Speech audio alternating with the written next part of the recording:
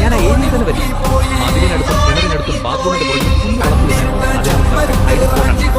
പുല്ല് കാണുന്ന പോലെ വിറക്, ഇഷ്ടികട്ടായി, ചകിരിച്ചക്ക എന്നിവ നിരത്തി വെച്ചാൽ ഞാൻ അതിനുള്ളിൽ കയറി ഒളിക്കും. ഇവയെല്ലാം നിലത്ത് നിന്ന് ഉയർത്തി നീറ്റായി വെക്കണം. ഭക്ഷണാവശിഷ്ടം, മാലിന്യം, ധാന്യം, പെറ്റ് ഫുഡ് തുറന്നു വെച്ചാൽ ആദ്യം എലി വരും. എലി വന്നാൽ പിന്നെ ഞാൻ ഫോളോ ചെയ്യും. ഭക്ഷണവും മാലിന്യവും എപ്പോഴും അടച്ചു സൂക്ഷിക്കണം.